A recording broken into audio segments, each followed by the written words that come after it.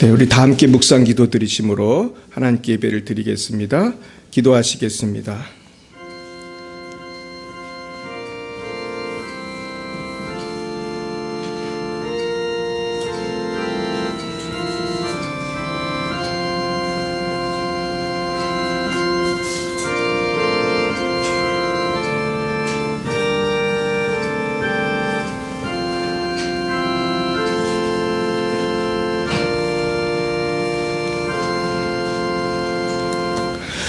그러나 내가 나된 것은 하나님의 은혜로 된 것이니 내게 주신 그의 은혜가 헛되지 아니하여 내가 모든 사도보다 더 많이 수고하였으나 내가 한 것이 아니요 오직 나와 함께 하신 하나님의 은혜로라. 사랑과 은혜가 충만하신 하나님 아버지 참 감사합니다. 우리를 사랑하사 하나님 자녀 삼아주시고 우리를 이 귀한 예배의 자리에 불러주시니 참으로 감사드립니다. 그러나 저희들은 이 큰 은혜를 감사하지 못하고 지난 한 주간 동안도 불평하며 욕심내며 범죄할 때도 많이 있었습니다. 주님, 우리의 모든 죄와 엄물을 용서해 주시고 이 시간 성령으로 새롭게 하여 주시옵소서. 하나님 아버지, 이 시간 열방에서 복음을 증거하시는 모든 선교사님들을 축복합니다. 러시아의 장순영, 김정인, 장아림 선교사님, 레바논의 송주영, 박정임 선교사님, 말라이의 오천식, 박경은 선교사님을 축복합니다. 어디 계시든지 지켜주시고 인도하여 주시옵소서. 이 시간 우리나라 대한민국과 열방의 모든 지도자들을 축복합니다. 모든 지도자들이 하나님을 경외하며 하나님을 사랑하게 하여 주시고 모든 교회가 바르게 하나님을 가르치고 섬기며 이웃을 사랑하게 하여 주시옵소서. 주님, 우리 열방의 빛 사랑교회를 축복합니다. 주님께서 뜻이 계셔서 부천에 세우신 우리 교회가 이제는 더욱더 열매 맺고 부천의 빛이 되고 열방의 빛이 되게 하여 주옵소서. 주님, 부족한 우리에게 성령을 충만히 내려주시사 이 귀한 사명을 잘 감당하며 이 지역사회의 모든 영혼들을 구원하는 놀라운 역사가 있게 하여 주옵소서. 주님, 우리 모든 성도님들을 축복합니다. 한 분도 주님의 구원의 은혜를 경험하지 못하는 분이 없게 하시고 모든 성도님들이 기도보다 성령보다 앞서지 않는 기도의 사람이 되게 하시고 말씀의 사람이 다 되게 하여 주시옵소서. 그리하여 이제까지 경험하지 못한 더 크고 풍성한 은혜를 체험하게 하여 주옵소서. 주님, 이 일을 위하여 우리 모두에게 겸손한 마음을 허락해 주시고 하나님 앞에서 철저히 낮아져 기도하게 하시고 순종하게 하셔서 주님께서 예배하신 풍성한 삶을 누리게 하여 주옵소서. 주님, 특별히 내일은 성탄절입니다. 우리의 이웃들과 가족들을 전도하여 이 자리를 채우게 하여 주시고 우리 모두 기쁘고 감사한 마음으로 성탄의 주님을 예배하게 하여 주시옵소서. 이 시간 여러 가지 질병으로 고생하는 모든 성도님들을 축복합니다. 모든 질병이 예수님의 십자가의 은혜로 치유되게 하여 주옵소서. 이를 위해서 더욱 쉬지 말고 기도하기 원합니다. 하나님, 또한 이 시간 물질의 어려움을 겪는 분들 계십니까? 주님, 각 가정마다 물질의 필요를 채워 주시옵소서. 하나님, 특별히 우리 어린 자녀들 축복합니다. 우리 자녀들이 이 사회에서 빛과 소금의 사명을 감당할 수 있도록 저들의 건강과 진학과 취업과 미래를 인도하여 주옵소서. 아버지, 시간 아토피로 고생하는 우리 기현이를 축복합니다. 이 시간 아토피를 주는 병만은 떠나가게 하여 주옵소서. 예수의 명에 우리 기현이 속에 역사는 아토피 모든 질병 떠나갈지어다. 하나님 아버지, 그래서 아들이 속히 교회에 나올 수 있도록 인도하여 주옵소서. 주님, 예배 첫 시간입니다. 마치는 시간까지 주님 함께해 주시고 성부, 성자, 성령 하나님 홀로 영광을 받아 주옵소서. 예수님의 이름으로 기도드리옵나이다. 아멘. 나는 전능하신 아버지 하나님 천지의 창조주를 믿습니다. 나는 그의 유일하신 아들 우리 주 예수 그리스도를 믿습니다. 그는 성령으로 잉태되어 동정녀 마리아에게서 나시고 본디오 빌라도에게 고난을 받아 십자가에 못 박혀 죽으시고 장사된 지 사흘 만에 죽은 자 가운데서 다시 살아나셨으며 하늘에 오르시어 전능하신 아버지 하나님 우편에 앉아 계시다가 거기로부터 살아있는 자와 죽은 자를 심판하러 오십니다. 나는 성령을 믿으며 거룩한 공교회와 성도의 교제와 죄를 용서받는 것과 몸의 부활과 영생을 믿습니다. 아멘. 성시교독은 교독문 118번입니다. 118번 구주강님 네 번째입니다. 나는 시온의 의가 빛같이 예루살렘의 구원이 횃불같이 나타나도록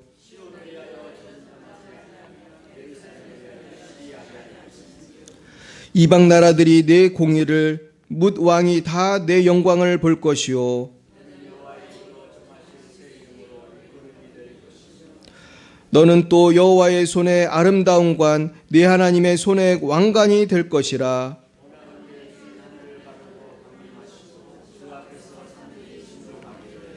불이 섭을 사르며 불이 물을 끓인 같이 같게 하사 주의 원수들이 주의 이름을 알게 하시며 이방 나라들로 주 앞에서 떨게 하옵소서.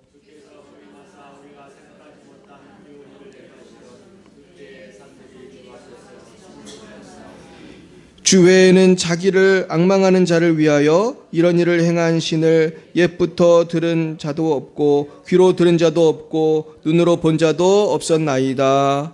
아멘. 우리 찬송가 105장으로 하나님께 영광 올려드리겠습니다. 105장입니다.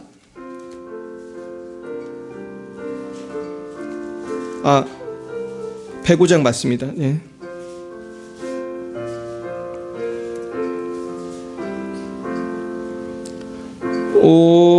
오랫동안 기다리던 주님 강림하셔서 죄에 매인 백성들을 자유 얻게 하시네. 주는 우리 소망이요 힘과 위로 되시니 오래 기다리던 백성 많은 복을 받겠네. 모든 백성 구하려고 임금으로 오시니 영원토록 우리들을 친히 다스리시네. 죄로 상한 우리 마음 은혜로서 고치고 주의 빛난 보좌 앞에 이르도록 하소서. 아멘. 이 시간 예배를 위하여 김원유 집사님 기도 인도해 주시겠습니다. 기도드리시겠습니다. 사랑이 많으신 하나님 아버지, 성탄 주일을 맞게 해주시니 감사합니다. 이번 성탄절에는 더 많은 사람들이 예수님의 탄생을 기뻐하는 찬양의 소리가 넘쳐나게 해주세요. 타지에서 말씀 전하시는 선교사님들을 통하여 많은 사람들이 하나님께로 돌아가는 기적이 일어나게 해주시고 선교사님들 어디에 계시든지 항상 보호하여 주세요. 오늘 말씀 전하시는 곽찬희 목사님 성령 부어주셔서 이 시간 하나님 말씀으로 치유받는 시간 되게 해주세요. 내가 그리스도와 함께 십자가에 못 박혔나니 그런즉 이제는 내가 사는 것이 아니요 오직 내 안에 그리스도께서 사시는 것이라. 이제 내가 육체 가운데 사는 것은 나를 사랑하사 나를 위하여 자기 자신을 버리신 하나님의 아들을 믿는 믿음 안에서 사는 것이라. 갈라디아서 2장 20절 말씀. 아멘.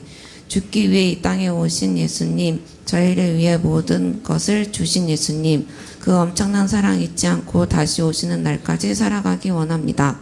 하나님 아버지 사랑합니다. 감사드리며 예수님 이름으로 기도드렸습니다.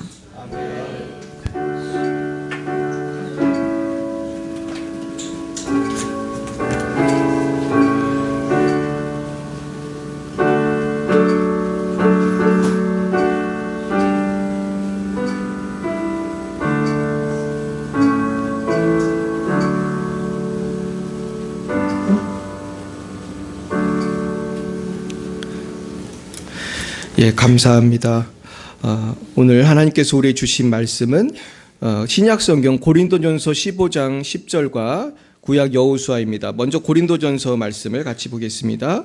고린도전서 15장 10절입니다. 282쪽 고린도전서 15장 10절 우리 같이 한 목소리 읽어보겠습니다. 시작.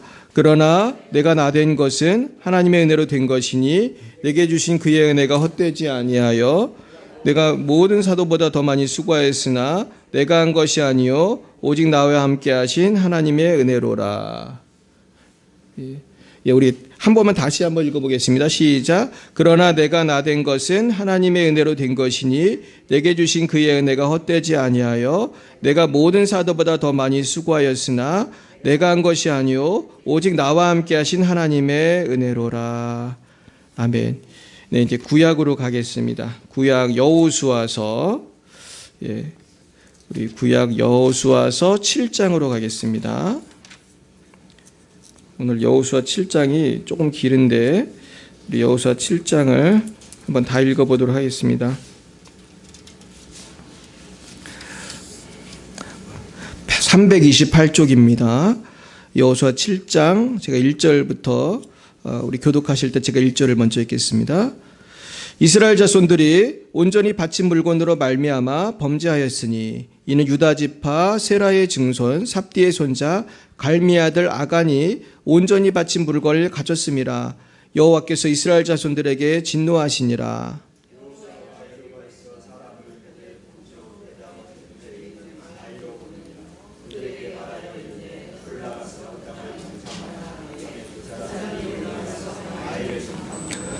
여호수아에게로 돌아와 그에게 이르되 백성을 다 올라가게 하지 말고 2-3천 명만 올라가서 아이를 치게 하소서. 그들은 소수이니 모든 백성을 그리로 보내어 수고롭게 하지 마소서 하므로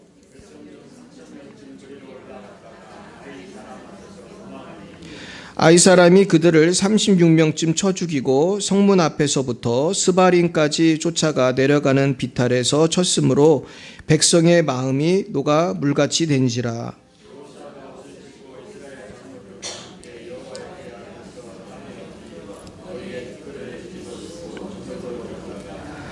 이르되 슬프도소이다. 주 여호와여 어찌하여 이 백성을 인도하여 요단을 건너게 하시고 우리를 아모리 사람의 손에 넘겨 멸망시키려 하셨나이까. 우리가 요단 저쪽을 만족하게 여겨 거주하였다면 좋을 뻔하였나이다.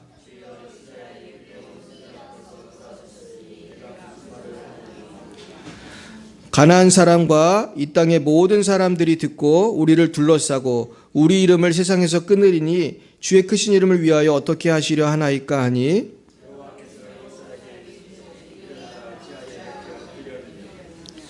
이스라엘이 범죄하여 내가 그들에게 명령한 나의 언약을 어겼으며 또한 그들이 온전히 바친 물건을 가져가고 도둑질하며 속이고 그것을 그들의 물건들 가운데에 두었느니라.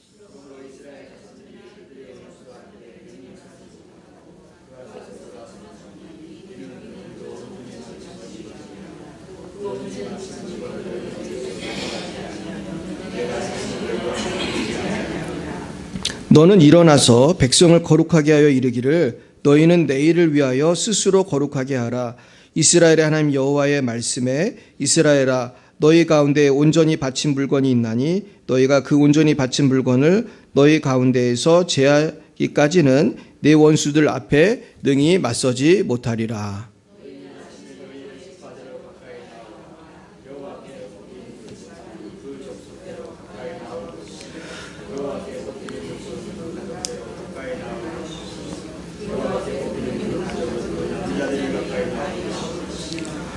온전히 바친 물건을 가진 자로 뽑힌 자를 불사르되 그와 그의 모든 소유를 그리하라. 이는 여호와의 언약을 어기고 이스라엘 가운데에서 망령된 일을 행하였음이라 하셨다 하라.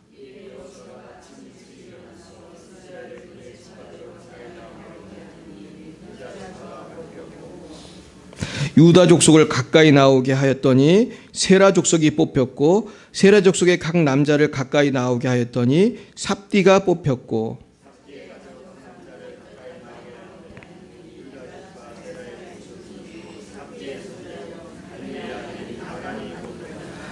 그러므로 여호수아가 아간에게 이르되 내 아들아 청하노니 이스라엘의 하나님 여호와께 영광을 돌려 그 앞에 자복하고 내가 행한 일을 내게 알게 하라. 그 일을 내게 숨기지 말라 하니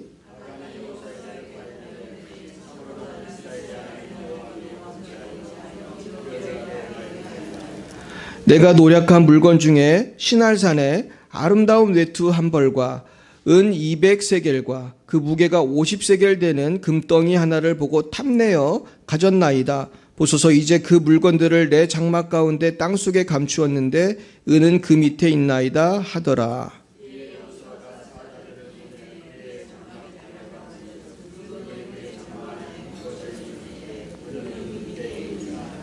그들이 그것을 장막 가운데서 취하여 여호수아와 이스라엘 모든 자손에게 가지고 오매 그들이 그것을 여호와 앞에 쏟아 놓으니라.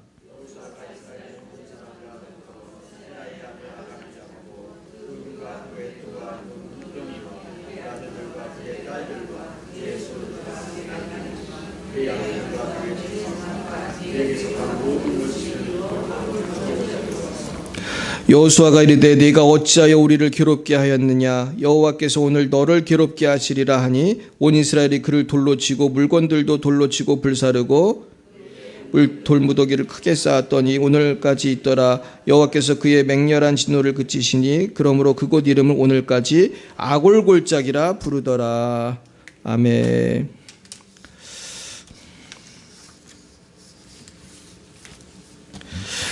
할렐루야. 우리 다시 한번 인사할까요? 반갑습니다. 네. 우리가 이렇게 기도를 했더니 부흥을 해가지고 오 집사님이 한 무리를 몰고 오셨습니다. 우리 박수 한번 하겠습니다. 잘 오셨습니다. 네, 우리 정말 하나님은 살아 계십니다. 네. 그래서 오늘은 제가 무엇을 말씀을 나눌까 하다가 풍성한 은혜를 받는 법에 대해서 오늘 나누려고 합니다. 우리 따라해 볼까요? 풍성한 은혜를 받는 법.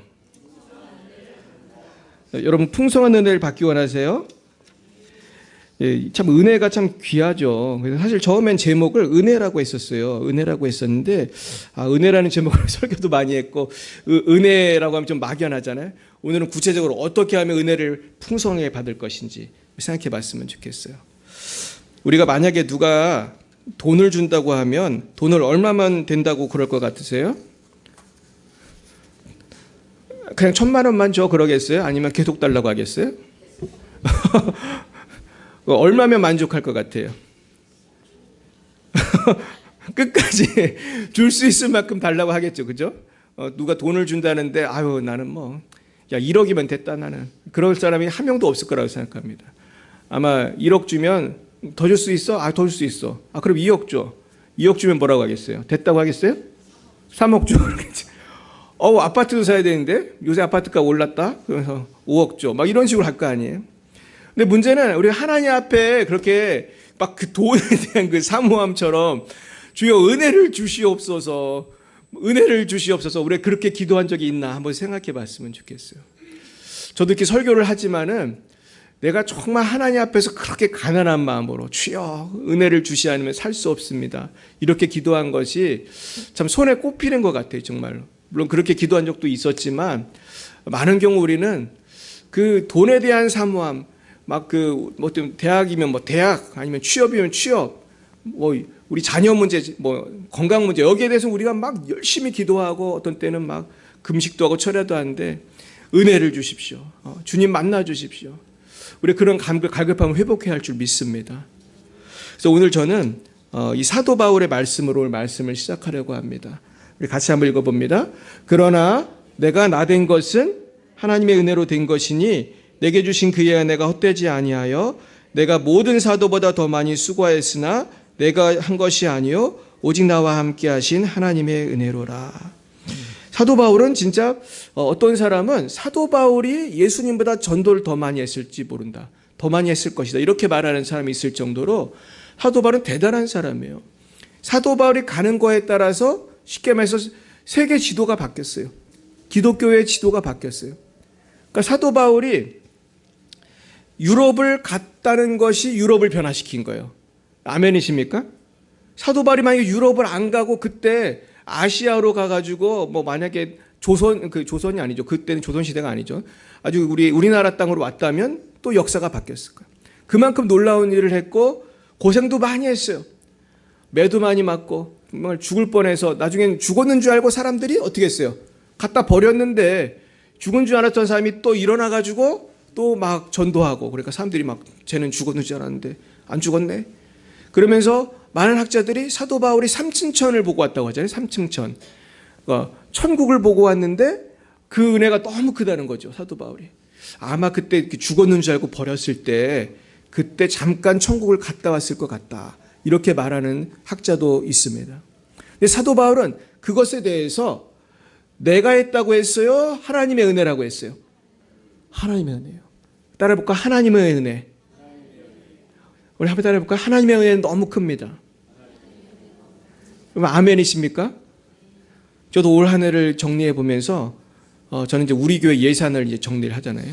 우리가 뭐 부채가 있는지 아니면은 플러스 알파가 있는지. 제가 문제 한번 낼게요. 우리 교회가 부채가 있을 것 같아요? 없을 것 같아요? 없어요. 주님께 영광 올려드리겠습니다. 우리 부채가 하나도 없어. 우리 교회는. 우리 교회는 부채가 하나도 없고 저축을 했겠어요? 안 했겠어요? 저축을 했어요. 저는요. 우리 목회를 하면서 너무 신기한 게 우리는 월세 내기도 힘든 교회거든 사실은. 그래서 내가 오늘도 이번에도 되게 고생했어요. 막 새벽 2시 넘도록 이 물 퍼내고 우리 온 가족 총동원 해가지고 얼마나 쇼를 했는지 몰라. 근데 이 문제가 많은 이 건물도 월세가 꽤 비싸요. 그죠? 우리가 그나마 싸다고 우리 100만 원에 내고 있는데 그나마 싼 거예요, 이게. 근데 그러나 이 월세를 내는 것도 저는 참 감사하고 이 월세를 내면서도 하나님이 남는 게 있게 해주신 게 참 너무나 놀랍다. 하나님의 은혜인 줄 믿습니다. 그래서 저는 사도 바울에게 우리가 배워야 될 거는 내가 한 게 아니라 하나님의 은혜라고 하는 거예요. 정말 우리가 살다 보면 자꾸 이걸 까먹는 거예요. 내가 잘해가지고 내가 그냥 기도 많이 하고 내가 전도 많이 하고. 근데 하나님은 네가 한 게 아니야. 그거를 가끔씩 가르쳐 주세요. 어떤 때는 질병으로, 어떤 때는 성공으로, 고통으로, 어떤 때는 또 기쁜 일로 네가 한 게 아니야. 우리 옆에 분에게 얘기했습니다. 당신이 한 게 아니랍니다. 누가 한 거예요? 그러면은 하나님이 하신 거예요. 제가 오늘 말씀을 준비하면서 근데 사람들이 은혜를 잘 모르잖아요. 근데 제가 사실은 이 주제를 정하게 된 계기가 있었어요. 여러분 제가 최근에 교수가 됐습니다. 알고 계십니까? 잘 모르시죠? 제가 그 강의를 하게 됐는데 그 하루는 전화가 왔어요. 어느 대학에서 전화가 와가지고 강의를 해달라고 그랬어요. 근데 갑자기 강의를 2개를 해달라는 거예요. 근데 너가 제가 갑자기 목회도 하고 저는 성령 운동도 하니까 바쁘잖아요. 그래가지고 하나만 하겠다고 그랬어요. 하나만 하겠다고 하고 하나는 친구 목사님한테 전화해서 토스해 줬어요. 근데 제가 그 강의를 하는데 제가 맡은 강의가 뭐냐면은 선교학이 아니고 제가 원래 선교학 박사인데 조직신학 강의를 부탁을 하는 거예요. 조직신학 개론을 가르쳐 달라는 거예요. 근데 저는 사실 조직신학이 전공이 아니니까 공부를 해야 되잖아요. 그래서 지금 책을 지금 사놓고 공부를 하고 있는데 공부를 하다가 자연계시라는 부분을 공부를 하게 됐어요. 우리 따라해볼까요? 자연계시. 여러분 자연계시가 뭔지 아십니까? 하나님이 하나님의 살아계심을 나타내고 너 이렇게 살아야 돼 저렇게 살아야 돼 하실 때 자연계시를 해요. 자연계시는 뭐냐 하면 예수 안 믿는 사람도 알 수 있는 계시를 말하는 거예요. 쉽게 말해서. 그래서 예를 들면 자연계시에서 끝판왕은 예수의 부활이에요. 예수의 부활은 예수님을 안 믿는 사람도 볼 수 있잖아요. 그렇죠? 그리고 예수님의 부활을 설명하다 보면은 공감할 수 있잖아요. 증인이 500명이 넘고 예수가 부활했다는 많은 기록이 있다. 그런데 이 자연계시를 제가 공부하다가 그걸 쓰신 박사님이 이렇게 썼어요. 그러나 자연계시로는 완벽하지가 않다. 우리는 하나님의 은혜가 필요하다. 근데 내가 그걸 읽고 너무나 은혜를 받았어, 진짜. 저는 그동안 사실은 어떻게 하면 전도할까 막 연구를 저는 많이 하거든요. 또 대학생들을 막 전도하고 막 그러려고 막 창조과학 얘기도 해주고 막 내가 책 읽은 거 막 얘기해주고 했는데 됐어요, 안 됐어요? 안 돼. 얘들은 별 얘기를 다 해도 안 믿어. 아주 굳게 결심했나 봐. 그래가지고 욕만 많이 먹었어요. 근데 제가 그래서 이게 뭐가 안 되는 건가. 근데 이 책을 읽다 깨달은 거야. 암만 내가 잘 설명을 해도 안 되는 게 있어요, 없어요? 있어요. 그러니까 은혜가 없이는 전도가 돼요, 안 돼요? 안 돼요. 여러분, 안 되는 거예요. 근데 여러분, 전도만 안 돼요? 모든 게 안 돼. 모든 게 은혜 없이는 안 되는 거예요. 내가 계획을 그냥 완벽하게 세웠어. 이거 되면 그 다음에 뭐를 하고, 뭐 닭이 알을 낳으면 알을 갖고 시장에서 팔고, 그러면 소를 사고, 뭐 여러 가지 계획을 세웠는데 우리 마음대로 잘 안 되는 거예요. 그러면서 하나님은 자꾸 누구를 의지하라고 하시는 거예요? 하나님 의지하라고 하는 거예요. 근데 이게 사실은 은혜예요. 그래서 제가 늘 설교할 때 그러잖아요. 제일 불쌍한 사람은 누구라고요? 하나님을 안 믿는데도 너무나 일이 잘 되는 사람. 너무나 이것도 잘 되고 저것도 잘 되고 돈도 잘 벌고 막 몸도 건강해. 막 병도 안 걸려. 근데 이런 사람은 교회 나오겠어요? 안 나오겠어요? 안 나와요. 나오다가도 안 나와.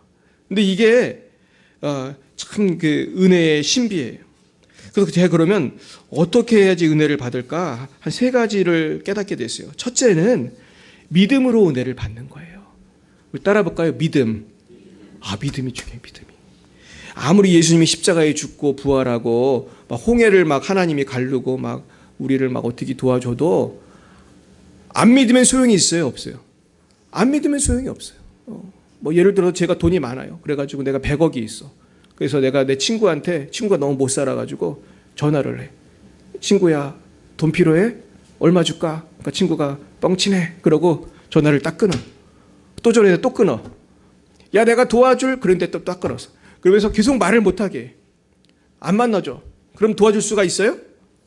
나는 분명히 돈이 100억이 있는데 이놈이 내가 돈 있다는 것도 안 믿고 내가 도와주려는 선한 의도를 갖고 한 것도 안 믿고 보이스피싱인가? 이러고 계속 안 받으면 안 되는 거예요. 근데 하나님도 그런 안타까움이 있으실 것 같아요. 그냥 도와주려고 아들을 십자가에 죽게 했는데 끝까지 안 믿어. 그러면은 얼마나 안타깝시겠어요. 근데 사실은 그런 사람이 있더라고요. 안 믿어진다는 사람이 있다고. 안 믿어진다는 사람. 보셨습니까? 꽤 많아요. 안 믿어져서 못 믿겠다. 그럼 안 믿어지면은 어떻게 해야 돼요? 이 사람이 언제쯤 믿어질 것 같으세요? 사실 안 믿어지는 것도 이해가 가지. 사실은 이해가 가요. 그분이 이유가 있어요. 근데 여러분, 안 믿어진다고 안 믿으면은 못 믿습니다. 그래서 어거스틴은 뭐라고 그랬냐면은 믿으면 알 수 있다고 그랬어요. 따라해 볼까요? 믿으면 알 수 있습니다. 이게 완전히 그 각도가 확 바뀌는 거예요. 내가 천하만국의 모든 지식을 알면 잘 믿을 것 같지만 의외로 그러면 공부 많이 하는 사람들이 더 잘 못 믿어요. 왜냐면 이게 교만해지고 사람이 공부하면 할수록. 저는 공부할 때 많은 학자들을 만나봤는데 공통점이 있어요. 이 학자들은. 가끔가다 겸손한 사람도 가끔 있는데 학자들은 다 교만해요. 사실은. 교만한 사람이 많아. 그리고 뭐 누가 봐도 똑똑해. 누가 봐도 똑똑한 사람들이 공부를 안 해서 예수 안 믿는 게 아니에요. 사실은 어느 순간 이상은 비밀스러운 부분이 있고 인간의 머리로 이해할 수 없는 부분이 있을까요?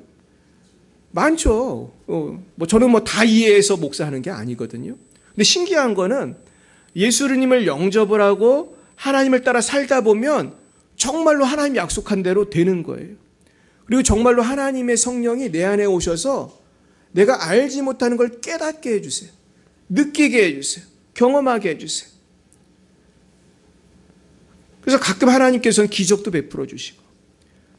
근데 제일 신기한 건 제가 예수 믿는 기적입니다. 두 번째는 겸손이에요. 우리 겸손할 때 은혜를 받을 수가 있어요. 제가 이 말씀을 준비하면서 정말로 이 겸손이 얼마나 중요한가 그런 걸 다시 한번 깨닫게 됐습니다. 결국은 그 나아만 장군이라고 하는 사람도 무슨 병이었었습니까? 그 문둥병이 걸렸는데 이 사람이 이스라엘에 가면은 선지자가 있고 기도받으면 난다고 왔더니만 선지자가 만나주지도 않고 뭐라고 그랬어요?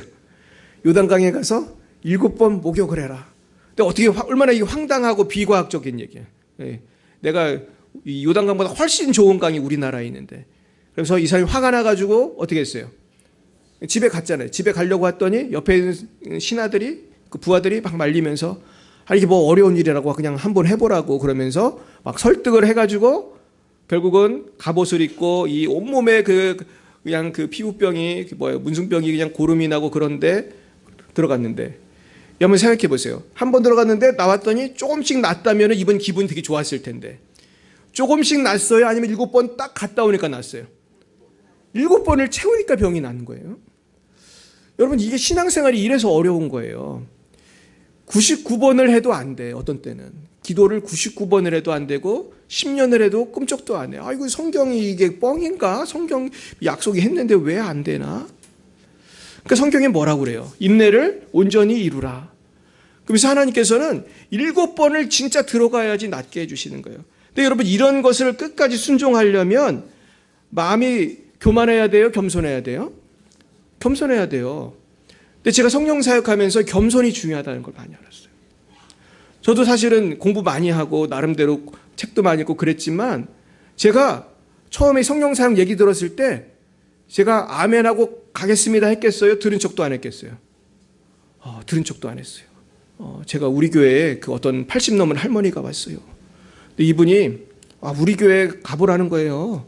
우리 기쁨의 교회 이종섭 목사님 훌륭하고 그분이 막 성령의 역사가 있고. 근데 들은 척도 안 했어요, 제가.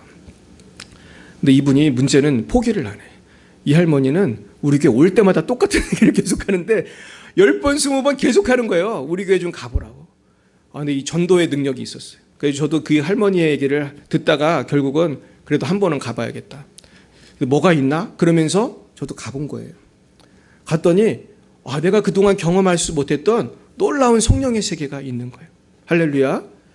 그러니까 내가 교만하면 은혜를 받을 수가 없어요. 근데 가끔 제가 어떤 분이 있냐면은 예수님을 안 믿는 분인데 좀 고쳐달라고 기도해달라고 하는 분이 있어. 그러면 만약에 예수 안 믿는 분이 오셨는데 제가 기도하면 이분이 날 것 같아요? 안 날 것 같아요? 안 나요. 안 나. 왜냐하면 안 믿으니까. 그러니까 저의 믿음만 갖고 병이 낫는 경우는 거의 없어요. 제가 그러니까 믿음이라는 거는 기도하는 사람만 믿는 게 아니라 기도 받는 사람이 어떻게 해야 돼요? 믿어야 돼요. 이 코드가 맞아야 돼요. 그러니까 우리가 그래서 저도 이게 굉장히 좀 신기하거든요. 어떤 분은 기도를 굉장히 교회를 오래 다녔는데도 기도했는데 잘 안 낫는 사람이 있고, 어떤 분은 교회를 그날 왔는데 기도했는데 낫는 사람이 있어요. 김현순 자매님, 교회를 처음 온 그날 병이 났잖아요. 우리 박수 한번 하겠어요. 그러니까 저분이 마음이 교만한 분 같아요? 겸손한 분 같아요? 겸손한 분이에요. 제가 미스테리했는데 깨달았어. 김현순 자매님은 겸손하구나. 바꾸어 말하면은 우리도 겸손하면 은혜를 받을 수가 있어요, 여러분. 그래서 제가 하나님은 겸손한 거 되게 좋아하시는구나. 그래서 어떤 목사님은요, 이 무릎 꿇으면 되게 막 무릎이 아프잖아요. 근데 자기는 꼭 무릎 꿇고 기도한다는 분이 있어. 그래서 내가 너무 고집이 아닌가 그런 생각이 드는데, 어떤 때는 그것도 일리가 있다. 근데 저도 가끔 무릎 꿇고 기도하거든요. 근데 많이 하진 않아요. 저는 무릎 꿇고 오래 못 기도하는데. 또 어떤 목사님, 곽선희 목사님은 그래. 자기는 양복을 입고 기도를 하는데 양복을 입고. 그러니까 이 모습들은 다 뭐예요? 하나님 앞에서 나는 뭐를 다하겠다? 최선을 다할 것이고 겸손하게 하겠다. 근데 곽선희 목사님 성령의 능력 되게 세거든요. 이분이 설교를 들어오면 아주 기가 막힐 때가 있어. 귀신 들린 사람이 교회를 오면 기도를 해서 귀신을 쫓아라는 거예요. 그래서 우리 제자들한테 그러는 거예요. 우리 후배들한테. 그거 못하면 관두는 줄 알아. 근데 이분은 자신감이 있어. 근데 이분의 그 삶을 간증을 들으면 얼마나 하나님을 위해서 타협하지 않고 살았는지 몰라. 얼마나 철저하게. 이분의 어머니가 그렇게 믿음의 사람이에요. 자기는 어렸을 때부터 어머니 따라서 새벽 기도를 나왔는데 한 번도 새벽 기도를 안 나간 적이 없대. 좀 놀랍죠? 결국 겸손한 사람이 이 깊은 영의 세계를 경험하더라는 거죠. 마지막 세 번째는 순종해야 돼요. 아까 나아만 장군 얘기했지만 순종해야 돼요. 그래서 오늘 이제 아까 읽은 그 여호수아 7장이 순종에 대한 말씀이에요. 제가 지금 말한 믿음, 겸손, 순종 중에 여러분 제일 어려운 게 뭘 것 같아요? 순종이 제일 어려워요. 믿을 수도 있어. 겸손할 수도 있어. 근데 막상 하려면은 너무 어려운 게 많잖아요. 여러분 순종하셔야 대박이 날 줄 믿습니다. 순종해야 큰 은혜가 임하는 거예요. 그렇죠. 얘가 순종을 안 하네. 순종을 해야 되는데. 네, 그래요. 자, 한번 읽어보겠습니다. 시작. 이스라엘 자손들이 온전히 바친 물건으로 말미암아 범죄하였으니 이는 유다 지파 세라의 증손 삽디의 손자 갈미 아들 아간이 온전히 바친 물건을 가졌습니다. 여호와께서 이스라엘 자손들에게 진노하시니라. 여러분 많은 크리스천들이 순종을 잘 안 해요. 여러분 목사들은 다 순종할 것 같아요. 순종 안 할 때도 많을 것 같아요. 사실은 부끄러운 얘기지만 목사든 사모든 누구든 사람은 다 죄인이에요, 아니에요? 죄인이에요. 죄에 넘어질 때가 있을까요? 많이 있어요. 저도 보면은 거의 안 넘어간 주가 없는 것 같아요. 근데 여러분 우리가 순종하지 않는 이유 중에 가장 큰 게 뭐냐 하면은 아담과 하와 때부터 불순종하는 이유가 있어요. 아담과 하와 때부터 그때 하나님은 따먹지 말랬는데 따먹은 이유가 있어. 성경에 뭐라고 돼 있어요? 먹음직도 하고 보암직도 하고 지혜롭게 할 만하다. 또 그런 말이 있어요. 이게 참 신기한 거예요. 내가 요 일을 하면 돈도 많이 벌리고 내가 좀 똑똑해지는 것 같아. 내가 막 이 돈을 이렇게 이렇게 하면 우리 회사 돈을 빼돌릴 수가 있구나. 이 회사 카드로 긁어가지고 내가 술도 먹고 밥도 먹고 그러면은 나한테 이익이겠구나. 이게 뭐예요? 이게 공금횡령이잖아요. 공금횡령. 공금횡령하다 걸리면 어떻게 되죠? 잘리잖아요. 옛날에 제 친구가 회사 카드를 갖고 어떻게 했을까요? 여기서도 긁고 저기도 긁고 그러다가 쫓겨났어요. 그래가지고 우리가 그 친구한테 별명을 붙여줬어. 공금횡령. 그렇게 별명이 공금횡령이. 근데 우리는 사실 장난을 그렇게 쳤지만 얘는 사실 그때 자살하려고 그랬어요. 그래서 이놈이 수면제를 먹었는데 나중에 먹다 보니까 정말 죽을 것 같아가지고 자기를 때렸대. 이러다 진짜 죽겠다. 그러면서 아직도 안 죽었어요. 그 친구 잘 살고 있는데 지금 공금횡령이 뭐냐면 하나님의 나라에도 공금횡령이 있을까요? 그게 죄예요.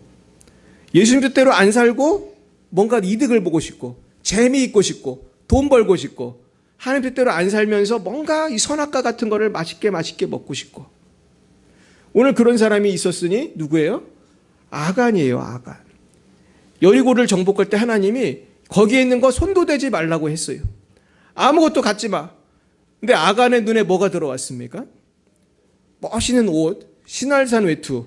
그게 뭔지 모르겠어요. 아주 멋있는 옷이 그리고 또 은, 금. 쉽게 말해 돈에 눈이 멀어가지고 어떻게 했습니까? 이거 이렇게 숨겨가지고 아무도 안 숨기는데 그 많은 그 인구 중에 딱 한 사람. 그 아간도 참 대단한 사람이에요. 그죠? 아무도 하나님 무서워가지고 아무도 그걸 안 하는데 그 와중에 막 전쟁이니까 슬쩍 해가지고 그 사람이 한 명이 딱 숨겼어.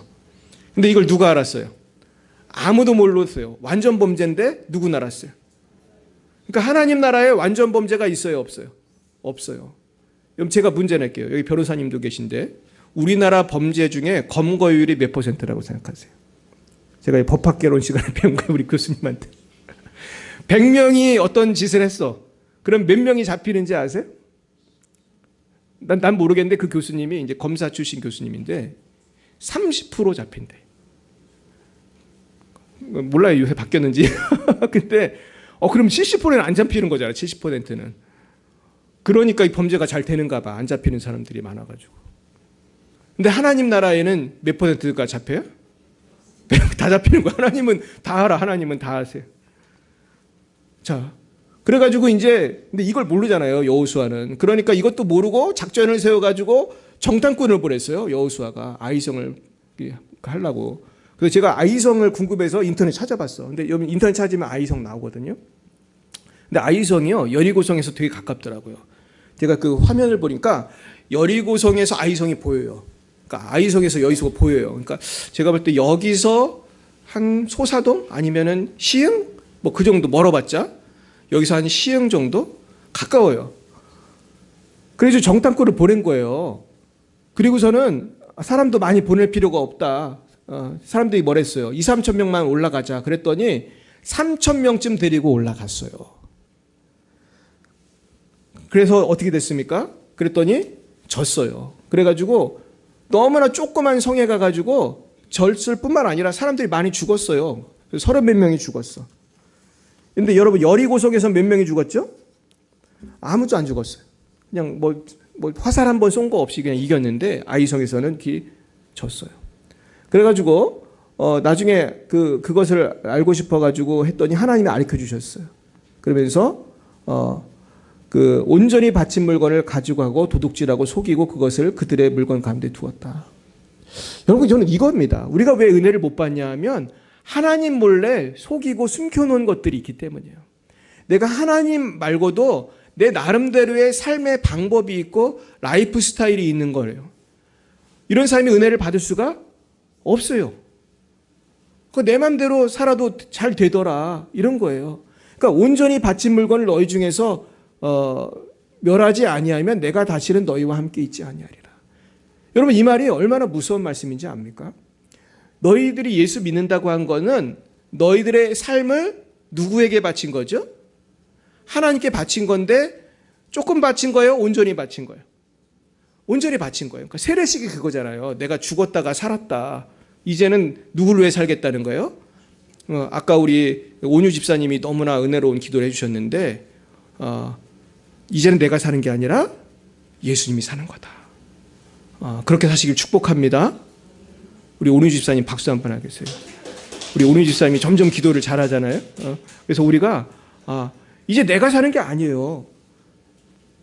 그래서 우리가 온전히 바친 물건을 멸하지 아니하면 내가 하나님 앞에서 온전하게 살지 아니하면 복받을 생각을 하라는 거예요? 하지 말라는 거예요?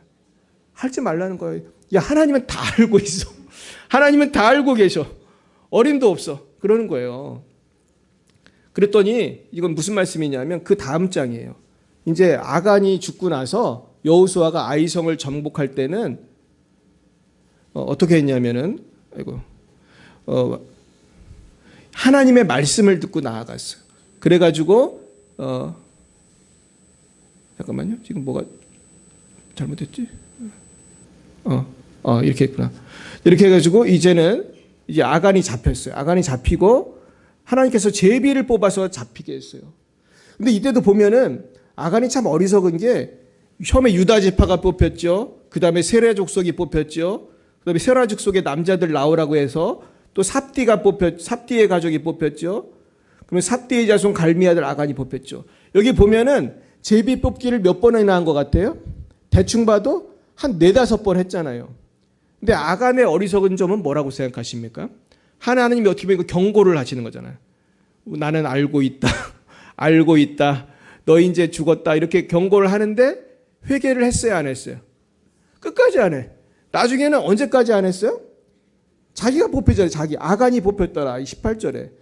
아까 이 멍청하게 자기가 뽑힐 때까지 버티고 있는 거예요. 하나님이 알 거라는 생각을 못 하는 거예요. 그러니까 여러분 우리가 하나님께서 우리를 사랑하기 때문에 특히 예수 믿는 사람들은 경고를 하겠어요? 안 하겠어요? 해요. 우리가 하나님 떠나 살면 경고를 해. 어떤 때는 이런 일로 저런 고난으로 하나님이 경고를 해. 경고하면 회개해야 되는데 끝까지 회개 안 하면 어떻게 되죠? 아간같이 되는 거야. 아간같이. 심판을 받는 거예요. 자, 그랬는데 이제 하나님께서는 이제 아간이 죽은 다음에 다시 기회를 주세요. 그래가지고 이제는 다시 가서 이제 여리고성을 정복하는 게 나와요. 그래서 군사를 거느리고 가가지고 이제 이렇게 하나님이 아이디어도 주세요. 복병을 둬서 해라. 복병을 막 어떻게 해라. 지혜도 주세요. 그래서 여러분 기도가 왜 중요하냐면은 기도하면 하나님이 아이디어를 주세요. 지혜를 주세요. 생각도 못한 지혜를 주시는 거예요. 저도 참 놀라운 체험을 많이 해요. 많이 하는데 제가 지난번에도 며칠 전에도 제가 이거 수요예배 때 얘기한 것 같은데 수요예배 들으셨습니까? 수요예배 때도 얘기한 것 같은데 제가 최근에 어떤 장례식에 갔다 왔어요. 근데 그 장례식이 내 친구 딸의 장례식이었어요. 친구 목사님 같이 태국에 갔던 친구 목사님 딸이 죽었어요. 얘가 18세. 근데 얘는 되게 불쌍하네요. 얘는 태어날 때 그 의사가 잘못해가지고 뇌성마비가 됐어. 그 의사의 실수로 뇌성마비가 됐는데 얘는 아주 중증이에요. 일어나지도 못하고 앉지도 못하고 말도 못해. 그리고 18세인데 기저귀 하고 있어요. 제가 얘를 얼마 전까지만 제가 봤어요. 그래서 얘를 위해 기도해주고 하나님 고쳐달라고 했는데 정말 이 목사님이 능력 있는 목사님인데도 이 딸이 끝까지 안 낳고 사실은 천국을 갔는데 내가 이 아이가 죽었다는 얘기를 듣고 사실 전화도 못했어요. 제가 장례식 났다면 바로 전화하거든요. 그리고 뭐 부주를 보내든 가든 하는데 제가 왜 전화를 못했겠어요? 할 말이 없는 거야. 뭐라고. 내가 이 목사한테 딸이 죽었는데 뭐라고 위로해야 될지 모르겠는 거예요. 그래서 내가 하루인가 이틀을 못 갔어요. 계속. 근데 가야 되잖아요. 안 갈 수는 없는데 나중에는 그래도 기도를 했다니까. 제가 그 가정을 위해 기도를 하는데 제가 놀라운 체험을 했어요. 제가 환상을 봤어요. 그 딸아이가 환상 속에서 천국에 있는 거예요. 근데 얘가 처녀의 모습으로, 건강한 모습으로 천국에서 잘 지내고 있는 모습을 봤어요. 그리고 얘하고 예수님하고 나누는 대화를 나눈 것도 제가 듣고 그래가지고 내 친구한테 갔는데 이 말을 해야 되나 말아야 되나 고민을 했어. 내가 고민하고 있는데 글쎄 우리 사모가 먼저 얘기를 해버린 거야. 우리 목사님이 뭘 봤다고 할 말이 있다고 그래가지고 내가 얘기 안 하려고 했는데 얘기하라고 그래가지고 제가 얘기를 했어요. 근데 이 사모님하고 목사님이 되게 위로를 받으시는 거예요. 우리 딸아이가 말도 한마디 못하고 얘는 기도를 하면 어떤 때는 울어. 우는데 소리가 하나도 안 나. 사일런트 모드로 우는 거야. 그 정도로 아픈 아이인데. 근데 저에게 하나님 보내주신 것은 이 아이가 천국에서 잘 있다는 것을 보여주시고 제가 참 충격을 받은 거는 전 얘를 보긴 여러 번 봤지만 대화도 한 번 해본 적이 없고 오죽하면 전 얘 이름도 잘 몰랐어요. 그래가지고 제가 보고 얘 이름을 알았다니까. 근데 제가 참 놀라운 체험을 했어요. 그러면서 제가 그 말을 했더니 그 부모님이 참 위로를 받으시는 거예요. 그래서 제가 깨달은 게 있어요. 제가 이게 처음이 아니거든요. 이런 경험이. 제가 예전에도 다른 분 돌아가셨을 때도 이런 경험을 했는데 우리가 진심으로 기도를 하면 하나님은 놀라운 지혜를 주시고 그 지혜를 통해서 다른 사람을 도울 수 있도록 위로할 수 있도록 또 우리가 이 목회를 해나갈 수 있도록 참 도와주시는 것을 봅니다. 여러분들에게도 그 하나님의 지혜가 임하기를 축원합니다. 그래서 결국은 이렇게 여호수아는 한 사람도 남김없이 다 이기는 승리를 했습니다. 그래서 제가 오늘 이번 설교를 준비하는데 어떤 자료를 찾았냐 하면 권혁승 교수라는 분이 이 서울신대 교수인데 이런 글을 인터넷에 올린 걸 봤어요. 여호수아가 잘못한 4가지를 이분이 얘기를 해줬어요. 첫째는 여호수아가 하나님의 지시나 허락을 받지 않고 전쟁에 나갔다는 거예요. 그러니까 여러분 우리가 중요한 일을 할 때는 기도를 해야 돼요? 그냥 막 하면 돼요? 해야 돼. 그래서 하나님에게 확답을 받고 가는 게 제일 좋아요. 두 번째는 여호수아는 자신은 참여하지 않고 부하들만 전쟁에 내보냈어요. 그건 뭡니까? 사실은 아이성을 우습게 본 거죠. 우리가 이렇게 할 때가 있어요, 없어요? 있어요. 아이고 우습게 보고 했다가 어려움 당하는 게 있어요. 세 번째는 여리고성을 점령한 그 자만감이 있었다는 거예요. 자만감. 네 번째는 작은 성이라고 엿잡아보고 특별한 전략을 세우지 않고 그냥 무작정 갔다는 거예요. 근데 하나님께서는 복병을 세우고 어떻게 하고 이렇게 알려 주시는 거예요. 제가 그 아이성을 제가 화면으로 봤더니 아이성이 굉장히 높은 데 있고 그 밑에 이렇게 골짜기 같은 게 있고 막 그래요. 그러니까 옛날 전쟁은 그냥 무조건 그냥 무력으로 싸우는 거기 때문에 높은 데서 아래쪽 공격하기는 되게 쉽다고요. 그러니까 우리가 지혜가 필요한 거죠. 결국은 우리가 예수를 오래 믿은 게 중요하겠어요? 기도하는 게 중요하겠어요? 기도하는 게 중요한 거예요. 말씀 보는 게 중요한 거예요. 제가 오늘 이 두 사람을 소개하고 오늘 말씀을 마치려고 하는데 한 사람은 다윗입니다. 우리 한번 읽어보겠습니다. 13절부터 쭉 읽어보겠습니다. 시작. 사무엘이 기름 품병을 가져다가 그 형제 중에서 그에게 부었더니 이날 이후로 다윗이 여호와의 영에게 크게 감동되니라. 사무엘이 떠나서 라마로 가니라. 여호와의 영이 사울에게서 떠나고 여호와께서 부리시는 악령이 그를 번뇌하게 한지라. 사울의 신하들이 그에게 이르되 보소서 하나님께서 부르시는 악령이 왕을 번뇌하게 하온즉 원하건대 우리 주께서는 당신 앞에서 모시는 신하들에게 명령하여 수급을 잘 따른 사람을 구하게 하소서. 하나님께서 부르시는 악령이 왕에게 이를 때에 그가 손으로 타면 왕이 나으시리다 하는지라. 하나님께서 부르시는 악령이 사울에게 이를 때에 다윗이 수금을 들고 와서 손으로 탄즉 사울이 상쾌하게 낫고 악령이 그에게서 떠나더라. 아멘. 자, 한 명은 다윗이고 한 명은 누구예요? 사울이에요.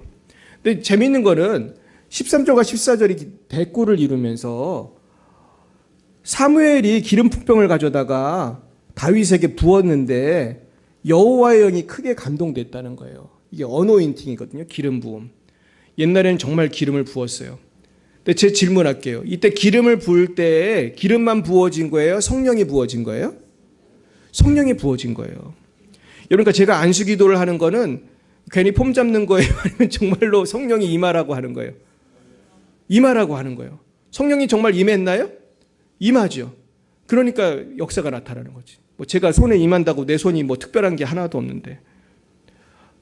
이게 어노인팅의 원리거든요. 근데 이 어노인팅은 아무한테나 되는 게 아니에요. 나도 한번 흉내내 봐야지. 여러분 한번 해보세요. 되나 안 되나. 제가 이거 어노인팅을 깨달은 게 있어요. 하나님은 아무한테나 이런 능력을 주지 않아요. 그러니까 사무엘 같은 영적 지도자한테 겸손하게 기도를 받아야 돼요? 안 받아야 돼요? 겸손하게 받아야 돼요. 그러니까 아무리 사무엘 같은 뭐 조용기 목사님 같은 뭐 또 누가 있을까요? 뭐 사도 바울 같은 사람이 안수기도를 해도 내가 마음문을 닫고 있으면 병이 날 것 같아요? 안 날 것 같아요? 안 낫는 거예요, 여러분. 이해 가시죠? 그러면서 이제 다윗은 여호와의 영에게 크게 감동이 됐어요. 그런데 마침 그때 14절에 보니까 사울은 계속 불순종을 했거든요. 그러니까 여호와의 영이 사울에게서 떠나고라고 되어 있고 여호와께서 부르시는 악령이 그를 번뇌하게 했다고 했어요. 여러분 왜 우리가 성령 충만해야 되는지 아십니까? 성령 충만하지 않으면 악령이 임하기 때문이에요. 저는 사울이 참 샘플이라고 생각해요. 많은 사람들이 예수 믿는 사람은 악령이 안 오는 줄 알아. 근데 여러분 사울을 보면 알 수 있잖아요. 사울을 보니까 계속 불순종하니까 성령이 어떻게 했어요? 떠났어요. 그리고 누가 왔어요? 악령이 왔어요. 여러분 이런 일이 목사나 사모나 교회 지도자에게도 올 수 있을까요? 있어요. 제가 이건 예를 들 건 너무나 많지만 시험 들까 봐 예를 못 들겠네. 예들 게 너무 많은데 저도 목사니까 경험하잖아요.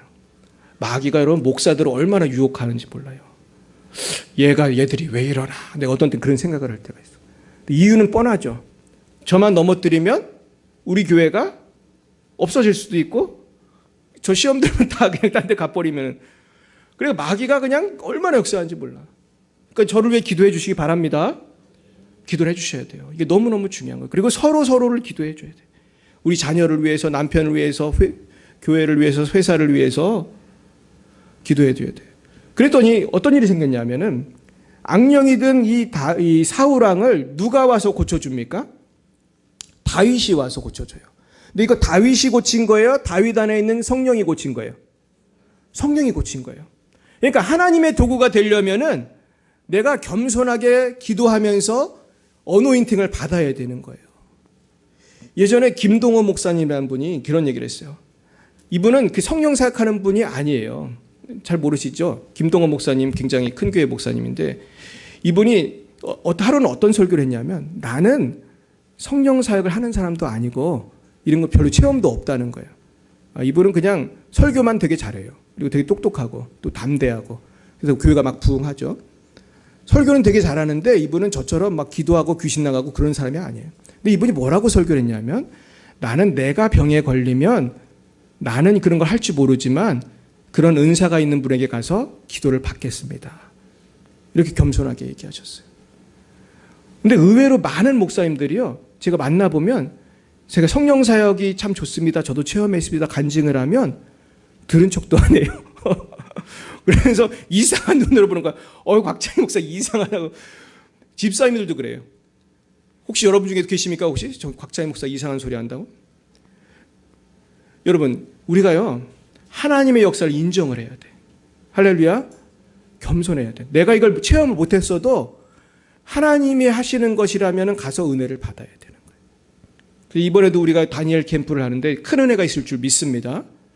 그래서 우리가 은혜가 있는 곳은 자꾸 가야 돼요. 그리고 우리가 내일하고 모레 우리 주생명교회 사역이 있는데 이제 원하시면 가도 돼요.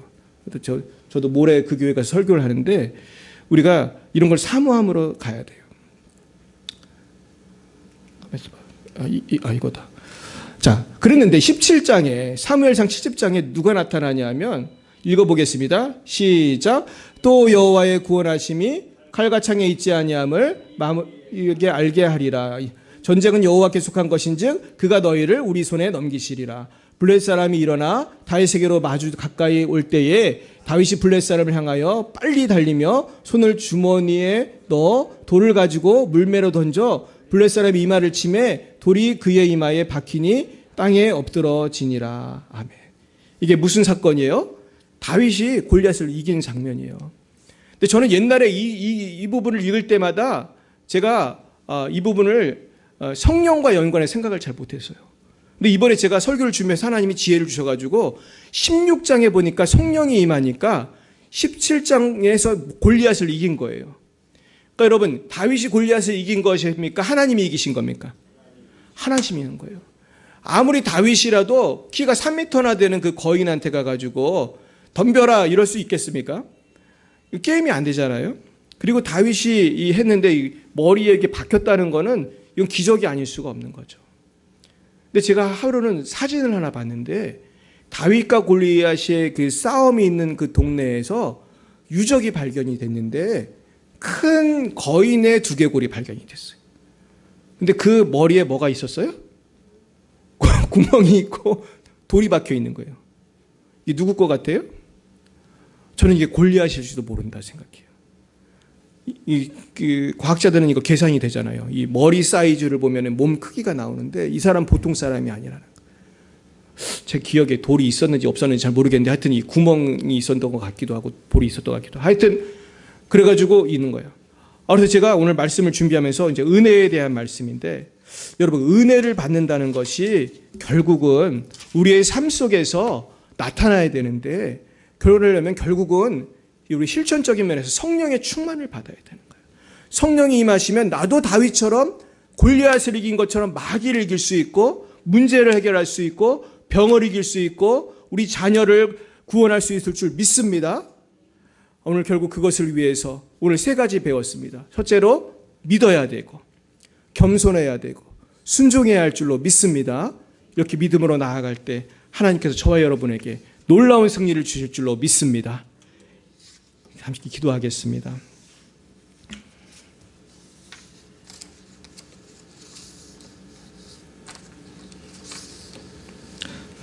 사랑과 은혜가 충만하신 하나님 아버지 감사합니다. 하나님께서 우리를 구원하시려고 예수님을 이 땅에 보내주셨지만 우리는 아직도 세상이 좋아서 아간처럼 세상의 것에 기웃거리고 하나님 몰래 할 수도 없지만은 하나님의 눈을 피해 조금씩 죄를 짓고 나중에는 담대하게 죄를 짓고 조금씩 아버지 주님께 바쳐야 할 헌금을 숨겨놓고 어떤 때는 주일 성수도 안 하고 어떤 때는 정말로 하나님께서 하지 말라는 미움, 시기, 질투, 원망 날마다 사람들을 미워하며 살 때도 얼마나 많았습니까? 이 악하고 음란한 세대 가운데 죄를 질 때 얼마나 많았습니까? 하나님 용서하여 주시옵소서. 하나님 이제는 더 큰 은혜를 받기 원합니다. 이제는 세상 것들을 다 버리게 하시고 세상의 욕심을 다 버리게 하시고 교만을 버리게 하시고 하나님께 나아가서 정말로 성령의 충만함을 받아 골리앗을 물리치고 마귀를 물리치는 승리의 사람이 다 되게 하여 주옵소서. 예수님의 이름으로 기도드렸사옵나이다. 아멘.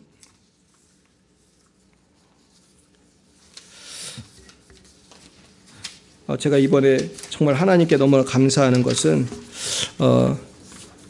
사실은 그 교회 동파가 돼가지고 사실은 고생을 되게 많이 했어요. 그런데 하나님께서 정말 극적으로 이 모든 것을 해결해 주신 걸 보고, 야, 하나님은 정말 내가 상상할 수가 없는 분이다.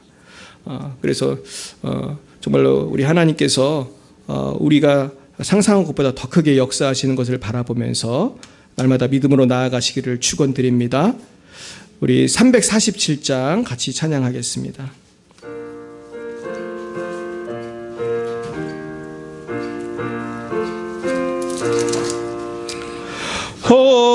허락하신 새 땅에 들어가려면 마음의 준비 다하여 힘써 일하세. 여호수아 본받아 앞으로 가세.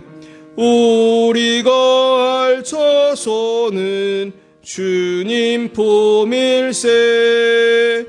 시험 한란 당해도 낙심 말고서 마음의 걱정 버리고 힘써 일하세.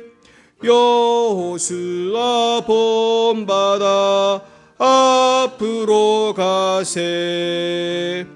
우리 거할 처소는 주님 품일세.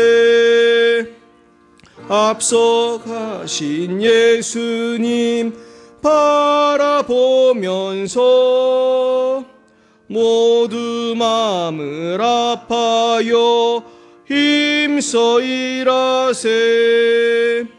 여호수아 본받아 앞으로 가세. 우리 거할 처소는 주님 품일세. 일할 곳이 아직도 많이 있으니 담대하게 나가서 힘써 일하세. 여호수아 본받아 앞으로 가세. 우리 거할 처소는 주님 품일세. 기도하겠습니다. 사랑의 주님, 그렇습니다. 우리 거할 처소는 주님밖에 없습니다. 주님 외에는 의지할 분이 없습니다. 주여, 우리에게 큰 은혜를 내려 주시옵소서. 하나님, 이 시간 주님께서 내려주신 크신 은혜에 감격하여 구원의 은혜, 영생의 은혜, 물질의 은혜, 자녀의 은혜, 모든 것 감격하여 주님께 예임을 바칩니다.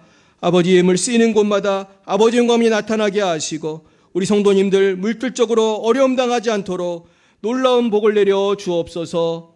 예수님 이름으로 기도드렸사옵나이다. 아멘. 네, 오늘 이제 광고 말씀이 많은데요. 우선은 내일이 성탄 예배입니다. 내일은 오전 11시에 예배가 있고요. 그리고 오늘은 이제 우리 순모임 하시고 2시에 우리 순장님들 모임을 갖도록 하겠습니다. 네, 우리 순장님들도 너무나 고생하셨습니다. 그래서 오늘이 올해는 순장 모임 마지막 날인 것 같습니다. 우리 선장님들이 정말 월급도 안 받고 열심히 섬기시는데 여러분 고마우세요? 우리 박수 한번 하겠습니다. 순장님들 너무 고생하셨습니다. 오늘 2시에 순장 모임 갖겠고요. 그리고 내일은 11시에 성탄 예배 드리고 그래가지고 우리 성탄 예배 때문에 김영식 집사님이 좀 기도를 해주셨으면 좋겠고요. 그리고 송구영신 예배는 우리 이미애 권사님이 우리 해주셨으면 좋겠습니다. 그리고 우리 12월 25, 26일은 주생명교회에 우리 성탄절 치유 집회가 있어요. 그래서 저도 협력 사역으로 가기 때문에 여러분들 시간이 되시면은 오셔도 좋을 것 같아요. 그리고 다니엘 캠프가 1월 14일부터 16일까지 있습니다. 저도 참 기대가 됩니다. 제가 잠깐 우리 동파 얘기를 아까 하다 말았는데 제가 너무나 신기했던 게 사실 이 동파를 해결하려고 정말 애를 많이 썼어요. 우리 가족들이 막 새벽 2시 몇 분까지 막 물 퍼내고 이걸 녹여보려고 막 물을 끓여가지고 막 붓고 와 얼마나 했는지 몰라. 근데 끔찍도 안 하는 거예요. 근데 나중에 알고 보니까 이게 물 버도 안 되겠더라고. 이 얼음이 4m나 얼었어요. 그러니까 내가 아무리 벗다 이게 몇 미터나 녹겠습니까? 그냥 조금 녹았겠지. 근데 이거를 뚫어주신 분은 하나님이신데 왜냐하면 저는 이게 비용이 많이 들 거라고 그래가지고 못 불렀어요. 그래가지고 우리 그 지하에 있는 그 장로님이 아는 사람 그 사람은 좀 싸다고 해가지고 사실 부르기로 했거든요. 그렇게 얘기를 했는데 갑자기 전화가 온 거예요. 우리 1층 사장님이 그러면서 자기들이 이렇게 얼어가지고 사람을 불렀는데 그분이 실수로 목사님 교회를 뚫었다는 거예요. 자기 쪽 하수관이랑 헷갈려가지고. 근데 내가 가보니까 되게 헷갈리게 돼 있더라고, 하수관이.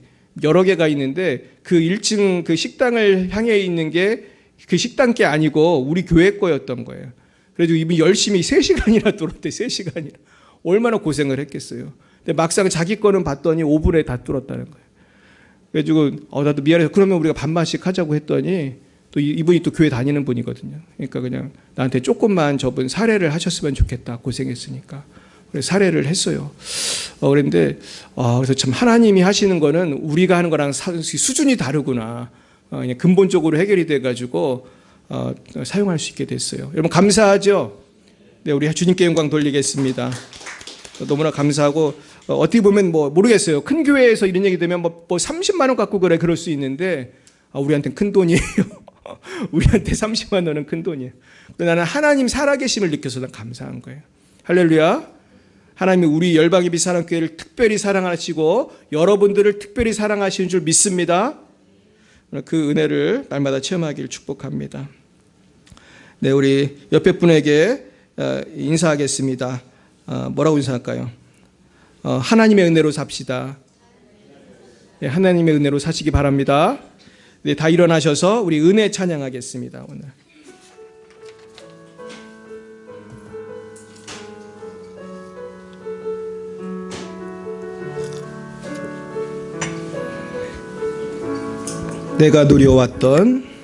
내가 누려왔던 모든 것들이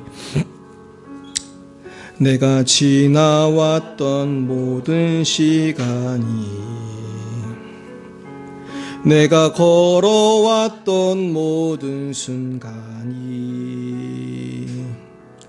당연한 것 아니라 은혜였소. 아침 해가 뜨고 저녁에 노을 봄의 꽃향기와 가을의 열매 변하는 계절의 모든 순간이 당연한 것 아니라 은혜였소. 모든 것이 은혜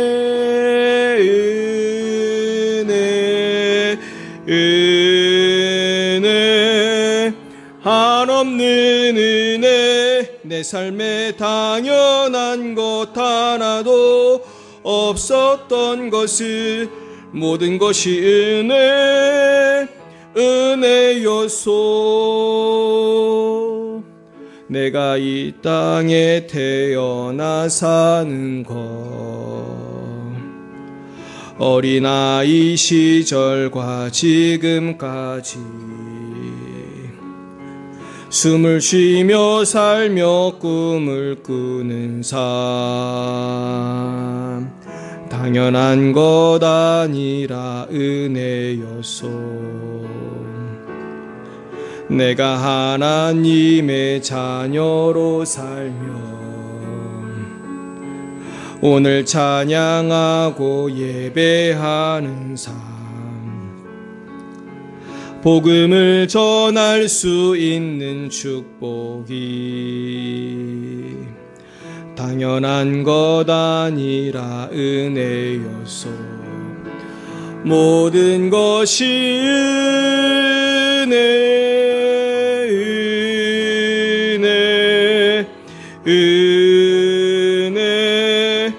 한없는 은혜 내 삶에 당연한 것 하나도 없었던 것을 모든 것이 은혜였소. 모든 것이